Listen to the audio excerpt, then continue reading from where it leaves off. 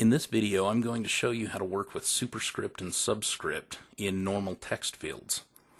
If you're just writing text, you can use the rich text object and make superscript and subscript characters that way. But with objects like radio buttons, there isn't an option for superscript and subscript characters. There's good news though. SmartBuilder does accept any character in regular text fields that's part of the font's glyph set. So I googled Subscript Numbers and found this website. As long as these characters are text and not images, I can copy the characters and paste them into my radio button objects. You can see that the default font, Roboto, doesn't show the numbers very well though. We can remedy that by simply using a different font that shows the numbers better. You have to make sure you're using fonts that are allowed to be embedded into SmartBuilder though, and distributed. For example, I found that Calibri shows the numbers really well, but that is a Microsoft font, and Microsoft doesn't allow distribution of their fonts to other servers.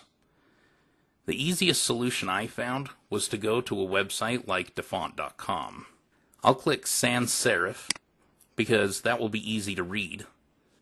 I can then copy a sample of my text from SmartBuilder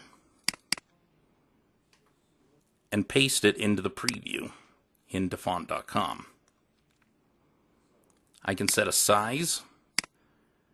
I can also set it to where it will only find fonts that are in the public domain or that are free. And then I can submit this, and I can see a variety of fonts and see what they look like with my subscript numbers.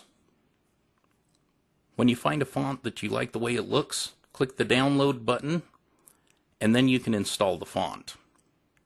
To install the font, you're just going to right-click on the zip file and choose Extract All, and that will create an unzipped file. I'll go in there and you can see that we have the font file right there. And then in another window, I'm going to navigate to my fonts folder. On Windows, that's in the C drive. And then under Windows, and then scroll down to Fonts. And then all you have to do is drag the font file over to your fonts folder and let go, and it will install it. After you've installed the font, you'll have to restart SmartBuilder in order for the font to show up in your font selector. Now you can see in this third set of radio buttons that I've used a font that displays the numbers the way I want. However, we need to do one more thing. If we preview the file, you'll see that the preview shows the third set of radio buttons just like the second set of radio buttons. It has reverted to Roboto. The reason for that is because we have not yet embedded the new font into SmartBuilder, so it will show it to me as the developer, but it won't export it for my end users.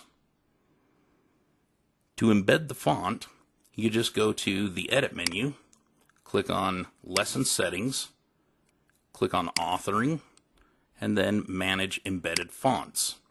In the Manage Embedded Fonts window, you'll just select the font and choose Embed. Now because I've already embedded this font, it just switched from no to yes. So I will embed another font so that you can see how this works. If I select this and I hit Embed, and I've never embedded it before, I'll get this dialog box that pops up. So from here you would click the plus sign and then navigate to where you downloaded that font, open the folder, and double click on that font folder.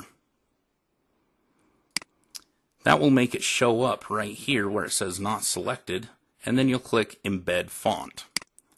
And that will make it turn into something like this. Then you can just click OK to get out of all of this. And now, when we preview the file, you'll see that my third set of radio buttons shows up in the font that I wanted, and it will now be able to be exported for my end users and show up that way for them as well.